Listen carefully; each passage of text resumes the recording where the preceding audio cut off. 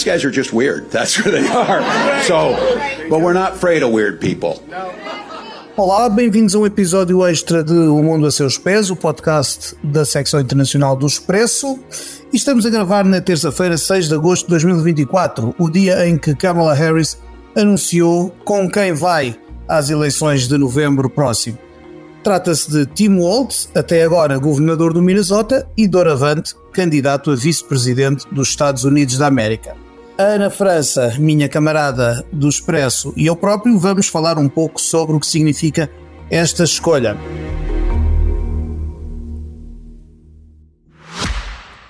Subscrever o Expresso é ter acesso à melhor informação, a uma vasta oferta de conteúdos exclusivos e à opinião de referência. Subscrever o Expresso é tornar-se membro do nosso clube, poder ser voz ativa de uma comunidade informada e beneficiar de vantagens exclusivas. Subscreva o Expresso em expresso.pt/digital. Expresso. Liberdade para pensar. Foste aquela a quem coube dar a notícia no Expresso, estavas atenta, pronta para disparar em qualquer das direções com os vários nomes de que se falava, e acabou por ser Walz. E portanto pergunto-te, antes de mais, o que é que te parece esta escolha? Olá, Pedro. Sim, nós e toda a gente, há várias semanas que se falava, o Walz era um dos nomes, mas outros nomes também tinham sido falados, e então o Expresso, como eu creio que muitos outros jornais do mundo, tinham começado a preparar alguma informação sobre os candidatos mais prováveis, e acabou por ser Tim Walz, que é governador do Minnesota, tem 60 anos e é conhecido por ser uma pessoa com muita facilidade em chegar às chamadas às famílias tradicionais, mais trabalhadoras, daqueles estados que talvez sejam mais complicados para os democratas conseguirem o voto sem muito esforço. O Minnesota é um estado muito liberal, portanto Kamala Harris provavelmente ia conseguir de qualquer forma vencer esse estado, portanto não é por isso diretamente que Tim Walz foi escolhido, porque o Minnesota é um estado onde ele se calhar é capaz de fazer campanha, claro, porque é o estado onde é governador, mas vai também focar-se em outros locais maioritariamente rurais, para que a tendência que essas comunidades têm a votar nos republicanos seja talvez mais... ele vai tentar moderar ou equilibrar aí essa tendência que normalmente esses estados têm para os republicanos. E portanto o estado do Minnesota, de onde ele ele cresceu numa cidade pequena também, e deu-lhe esse estatuto de pessoa facilmente acessível, com quem toda a gente consegue falar. É muito normal vê-lo aliás, ele foi treinador de futebol americano, é muito normal vê-lo em jogos de filhos de amigos dele, ou de ex-alunos, ou atuais alunos, filhos de ex-alunos dele, porque ele também foi professor durante muitos anos. Portanto, é uma pessoa acessível, muitas vezes dá conferência de imprensa não vestido, não de fato, com uma camisa ou com t-shirts. Portanto, é uma abordagem talvez mais informal à política, que talvez Kamala queira ir buscar para contrastar com aquela posição dela, que terá de ser obviamente mais institucional. Houve uma coisa que me chamou a atenção ao ler sobre este homem, sobre este político, que é de facto essa aura de normalidade, de pessoa que passou dificuldades, que teve um pai que morreu cedo, Isso. que esteve no exército, e portanto também aí é algo que sabemos que os americanos prezam, esse lado do serviço militar, tem um peso que não tem noutros países, e esta normalidade toda contrasta com o outro lado, não é? Serve um pouco de contraste com o lado de Donald Trump e J.D. Vance, que são os candidatos a presidente e vice-presidente do Partido Republicano, e que são pessoas mais histriónicas, mais dadas à tirada chocante, mas que, e já se anteveu aqui uma linha de ataque que os democratas têm cavalgado nos últimos dias, e cujo primeiro autor, portanto, detentor de propriedade intelectual é o próprio Walz, que descreveu o ticket de Donald Trump e J.D. Vance como weird, portanto um esquisito, bizarro, estranho. E isso ganha atração e os democratas têm usado isso, e de facto aqui parece-me que escolher alguém com esta normalidade também serve para marcar esse contraste. Onde não sei se o contraste é tão grande é, claro, em termos de perfil pessoal, há um contraste com Kamala Harris. Ela é uma mulher de ascendência negra e indiana que vem do estado da Califórnia. Ele é um homem branco que é governador do Minnesota. Em termos políticos, porém, leio, portanto, e dadas as credenciais progressistas de Tim Walz, quer no que diz respeito à legislação laboral, quer na defesa do direito a interromper a gravidez, quer no controle de armas, pergunto-me se isto deixará descoberto algum eleitorado centrista que talvez fosse mais seduzido por um candidato como o Josh Shapiro, o governador da Pensilvânia, que estava na lista dos finalistas, digamos assim, para a escolha de Harris. Esse é o grande problema dos democratas e é uma das linhas, talvez, que provoca as discussões mais acesas entre os apoiantes democratas, não só os apoiantes anónimos, mas mesmo aqueles que falam com os meios de comunicação social e que vão assim desenhando as linhas, não é, principais do pensamento democrata. A ideia de procurar um vice, ao contrário do que Trump fez, que obviamente J.D. Vance é muito parecido com ele, é extremamente conservador, é um apoiante do Make America Great Again e tudo, o MAGA e tudo o que traz, não é, tudo o que vem com essa expressão. Kamala vai procurar uma pessoa totalmente diferente dela, que é aconselhado na literatura sobre como escolher vice-presidentes, precisamente uma pessoa que não seja obviamente tão liberal. Só que o que acontece é que ele é realmente muito conhecido por ter aprovado legislação que é até liberal para muitos dos liberais, não é? Para muitos democratas. Exatamente, daí a minha dúvida sobre isto pode pôr de pé atrás a ala mais conservadora do Partido Democrata ou até alguns republicanos moderados a quem não apetece nada votar em Donald Trump e J.D. Vance.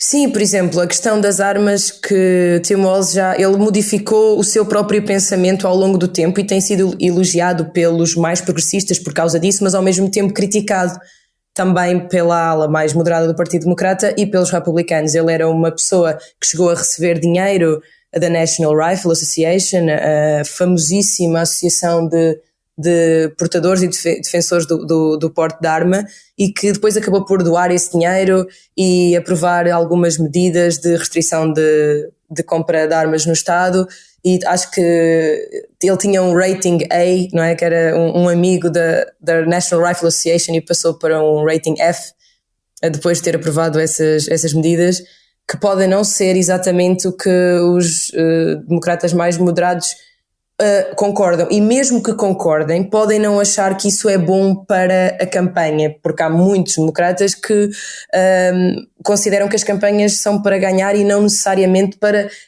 isto não é uma campanha ativista com um propósito único, por exemplo, de pôr duas mulheres no ticket ou de eleger uma pessoa que legalizou a marijuana. Não são necessariamente claro que não, coisas, não é, que eles querem ou que acham que isso é o propósito para o país todo, lá porque resultou no Minnesota, não são prioridades para grande parte dos democratas. Não, o que se quer antes de mais é ganhar uma eleição e evitar Exatamente. um regresso de Trump à Casa Branca, isto do ponto de vista do Partido Democrata.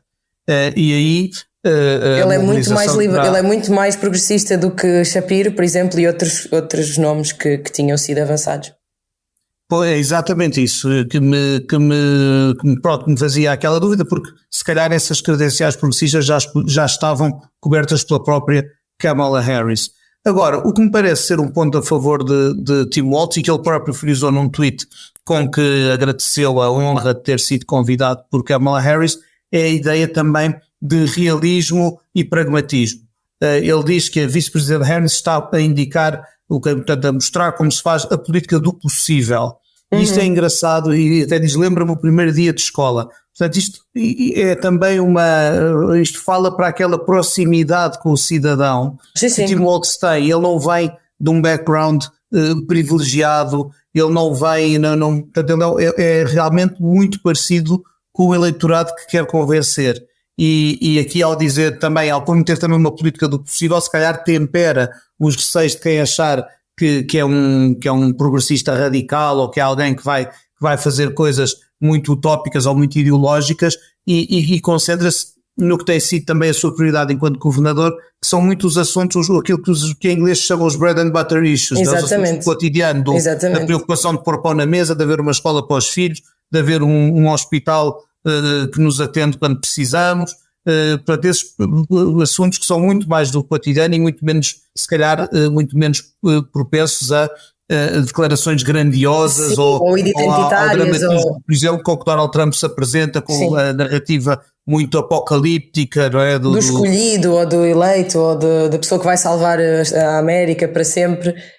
De facto, o Tim Walz não parece que seja esse o propósito dele. Acabei de ler que Barack Obama já escreveu no X um apoio público a Tim Walz, a dizer que ele é um homem que percebe que o governo deve trabalhar para servir e não para servir não só alguns. Portanto, há muito esta ideia, não é? De pessoa que conhece bem os meios pequenos e onde tem de haver serviços para toda a gente. Há muito esta aura à volta de Tim Walz, que eu acho que é por aqui que a campanha de Kamala mais vai pegar, e mesmo esta coisa do weird, que há bocado tu disseste e nós chegámos a explorar, é uma palavra que transmite, como dizias, é bizarro, é estranho, é como se o J.D. Vance e o Trump não pertencessem bem, não percebessem muito bem os americanos, que são pessoas normais, não é? Como se estivessem um bocadinho deslocados da realidade, a falar permanentemente de aborto, quando isso já não é uma questão, acho que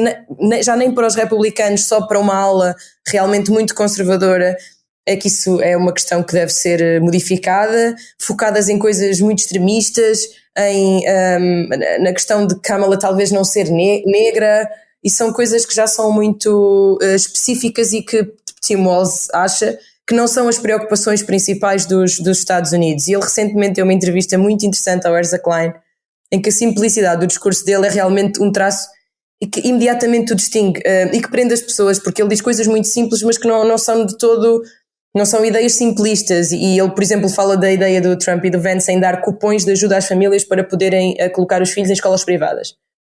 E ele basicamente disse uma coisa muito simples, que é, ok, mas isso não tem sentido em cidades como aquela onde eu nasci, porque com 440 pessoas não vai abrir lá nenhum colégio privado. Portanto, isso para cidades assim realmente não, o cupão ou a ajuda ou o pagamento de uma parte das propinas não tem sentido para cidades pequenas. Portanto, ele tem esta noção, não é, do que é que pode resultar ou o que é mesmo preciso em cidades pequenas, e os Estados Unidos obviamente têm cidades gigantescas, mas uma parte importantíssima do tecido votante, não é, neste Rust Belt e nestas áreas que sofreram a desindustrialização enorme até ao fim, nos anos 80, é um pouco, ele é um Midwesterner, não é de estados swing, mas é como se fosse de estados swing por afinidade, não é, do Wisconsin e Michigan, são estados que eles precisam de ganhar, os democratas, e ele não sendo nenhum deles, é um pouco visto como alguém que, se for para lá fazer campanha, é meio que um deles, não se distingue, não é, das preocupações daquelas pessoas, e talvez seja por aí que Kamala vai tentar colocá-lo nesses sítios um bocadinho menos simpáticos ao ideário democrata, talvez. Claro, só uma nota de rodapé para Josh Shapiro, que é o governador da Pensilvânia, que era considerado outro dos finalistas. Aliás, foi o último a ser excluído, já depois de outros, como Andy Beshear ou Mark Kelly. Josh Shapiro acabou por talvez ser vítima, dirias tu, de quê? Da guerra em Gaza? Parcialmente, talvez. Eu não sei exatamente o peso. Nota-se que há uma ala democrata mesmo muito zangada com talvez o que eles consideram a falta de ação dos Estados Unidos, ou até a ação pró-Israel, não é? Porque os Estados Unidos continuam a enviar armas, atrasaram... Os estudos mostram que o eleitorado, sobretudo mais jovem, nos Estados Unidos da América e em particular no Partido Democrata é menos apegado à aliança histórica com Israel Sim, do claro. que as gerações mais velhas. Ou pelo menos não é que contestem que os Estados Unidos continuem a ser aliados de Israel, mas exigem mais espírito crítico e exigem e querem que os Estados Unidos se mostrem mais exigentes com Israel no cumprimento do direito internacional humanitário e obviamente ficam horrorizados com o que veem em termos da destruição de Gaza e do destino da sua população civil. E aqui Josh Shapiro, que tem uma série de outros traços que aconselhariam à sua escolha. Sim. Teve algumas posições em relação à guerra de Gaza que são, por exemplo, não chegou a apoiar os pedidos de cessar fogo, por exemplo. E foi muito crítico. Que é algo, por exemplo, que Kamala Harris defendeu abertamente. Sim.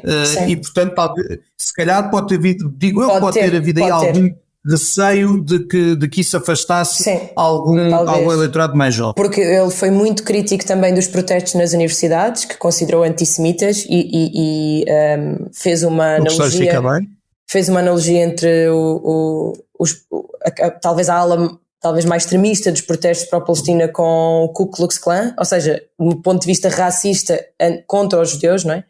Exatamente. E isso é uma coisa que se calhar é um passo a mais para os democratas, talvez, comparar os protestos pró-Palestina com o Ku Klux Klan, com certeza há quem...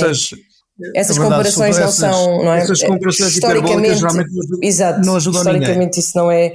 E então ele ficou talvez um pouco marcado aí, mas também ele tinha dito, já disse várias vezes que Netanyahu, o primeiro-ministro de Israel, é um dos piores líderes sempre, portanto ele tem, e é um apoiante dos dois Estados, e falou contra os ataques um pouco, vamos lá ver, desproporcionais em Gaza, mas não é considerada uma pessoa que queira mesmo o fim da guerra já, não é? E é essa urgência que eu acho que algum eleitorado democrata está a exigir neste momento, que os Estados Unidos façam alguma coisa. Uma coisa que eu me pude imaginar logo foi o que será um debate de candidatos a vice-presidente, que é algo que é uma prática tradicional das eleições americanas, entre Tim Walz e J.D. Vance. Nós até há pouco tempo, até há um mês, imaginávamos Harris a debater com Vance, e Harris, é preciso lembrar que há 4 anos deu uma surra em Mike Pence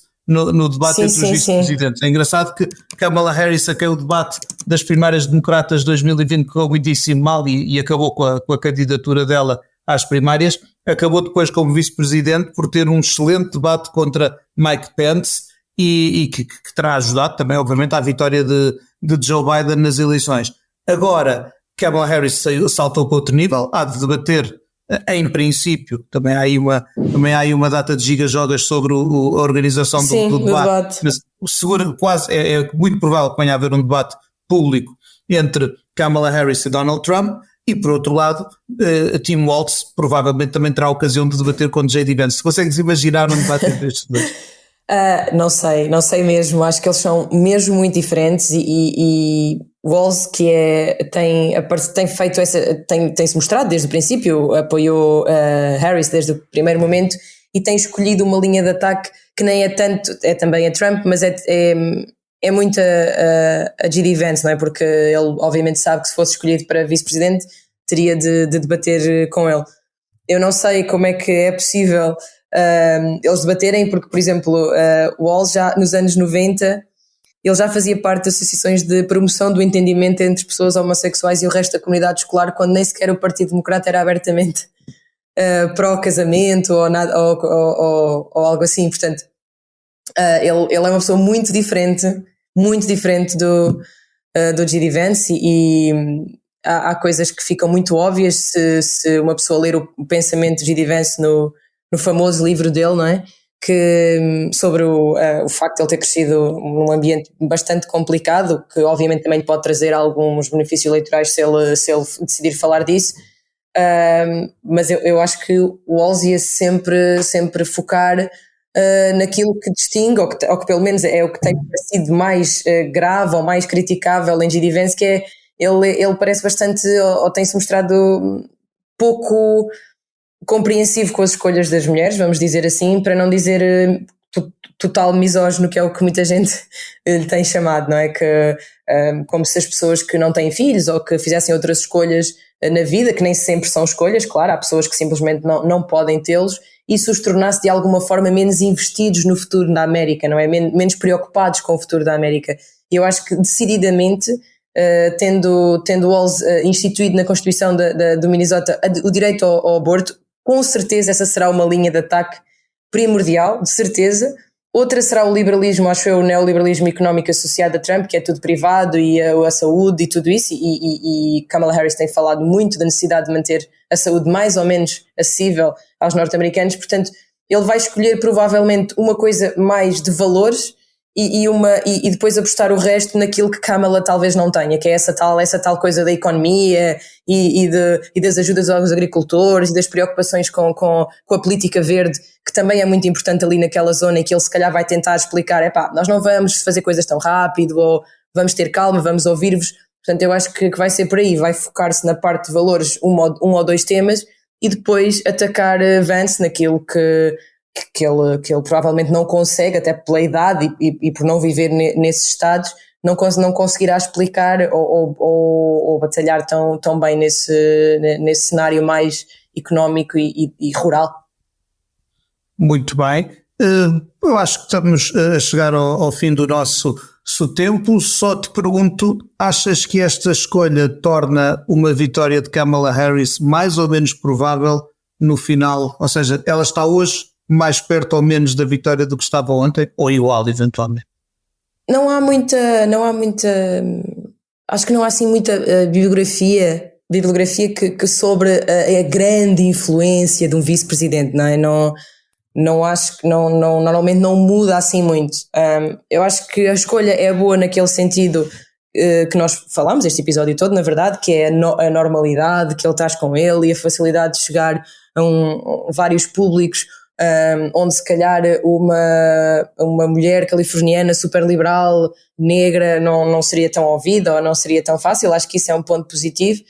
Por outro lado, não consigo evitar esquecer o capital de popularidade de Shapiro na Pensilvânia, que é o estado oscilante, não é um estado, é provavelmente o mais importante estado swing, não é? Que são aqueles estados que tanto votam democrata numa eleição como depois votam republicano noutra.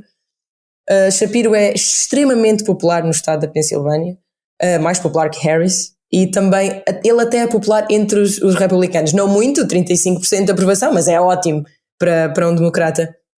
Portanto, ela deixou isso cair, não é? Esse potencial para conquistar o estado da Pensilvânia, mas obviamente Josh Shapiro já falou e vai continuar a fazer campanha, portanto eles devem ter acordado num calendário em que ele vai passar muito tempo no seu próprio estado, não é? Já que trabalha lá e diz que tem muita coisa ainda para fazer lá, vai ficar por lá.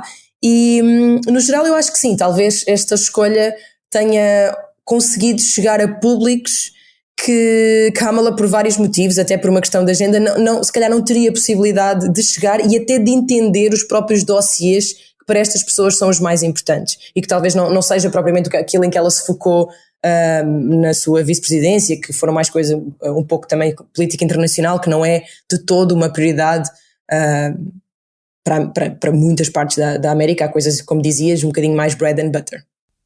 Sim, eu partilho um pouco a tua opinião com aquela ressalva que fiz antes sobre o eleitorado centrista e conservador, mas julgo sobretudo que há uma diferença também hoje, é a partir de hoje os democratas têm o ticket completo, como tinham os republicanos já há mais de um mês, vão para a convenção que acontece, a convenção do Partido Democrata, daqui a poucos dias, de 19 a 22 de agosto, em Chicago, que vai ser com certeza um momento importante também de promoção desta candidatura, mas claro que até novembro me parece que está tudo em aberto. Faço só um último comentário sobre o nosso protagonista de hoje, Tim Walz, que é: estou morto por vê-lo ser retratado no Saturday Night Live, provavelmente por Steve Martin, porque os tipos parecem irmãos.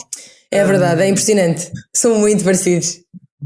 E portanto acho imensa graça. Vamos despedir-nos com um anúncio que queremos aqui fazer aos nossos ouvintes. Nós, nos próximos dias, vamos publicar aqui neste espaço um podcast especial do Expresso, que foi pela primeira vez para o ar em fevereiro de 2024, portanto há relativamente pouco tempo, que se chama Liberdade em Hong Kong. É um programa em 5 episódios que conta a história da região, dos medos e atritos que a luta pela democracia tem gerado nos últimos anos e de como a República Popular da China reprimiu esse desejo de liberdade dos cidadãos de Hong Kong. É um trabalho da jornalista Salomé Fernandes, com música e sonoplastia de João Luís Amorim, e valerá muito a pena ouvi-lo ou voltar a ouvi-lo, caso já o tenha ouvido da primeira vez que foi emitido. Quanto a nós, resta-nos agradecer ao João Martins, que tratou da edição técnica deste episódio que acabamos agora de gravar, e a ti, Ana, muito obrigado. Até breve, continuaremos a cobrir no Expresso, em papel e no digital, tudo o que diz respeito à campanha para as presidenciais americanas. Resta-me desejar que continuem a ouvir-nos. Para a semana, o Mundo a Seus Pés regressa com outros convidados e outros assuntos. Até lá, até breve e até sempre. Obrigada.